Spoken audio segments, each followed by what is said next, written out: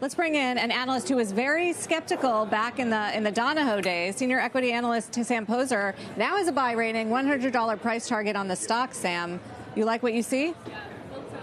I do. I mean, look, I knew this was going to be a lot of work, and I had expected to hear positive things today or last night about what was coming in the future, and we're seeing the little pieces of it. But, you know, it takes a long time to create new product, bring it to market, and they've had little pieces of that coming in the prior quarter. But I think for holiday, we'll really start to see that, and we'll start to see the sell-through rates. And once we see the sell-through rates, I think, you know, people will start, investors will start stepping up more.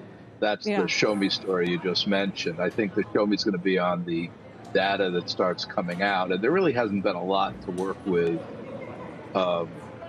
up to this point. And that in holidays when a lot of the large number of pairs and units of new products starts to show up. Sam, I always give you credit, during the Donahoe days when you were almost, journalistically finding out about the talent shortage and the fact that all of these, key people in design and innovation and sales had left or were in different roles. So now that Elliott's in, he changed the entire leadership team and has also restructured the business in this sport offense that they announced last quarter.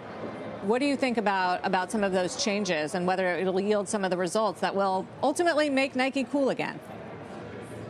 Well, I mean, I think it's multifold. I think when he came back, I think the people at Nike realized that they had a leader that understood what Nike was all about, which was lacking before. The sports offense, it's sort of what's old is new again. It's the category offense that they're calling the sports offense, which is, as far as I can tell, exactly the same thing. And it brings people around single sports together. I mean, they had it men's, women's, and kids, but the men's running team was in a different building than the women's running team. And now they're all together under the running team. And I think that's essential to make it work. But that's bringing it back to where it was. And to be cool again is really getting the market cleaned up, which, I believe outside of China is, probably over 90% finished.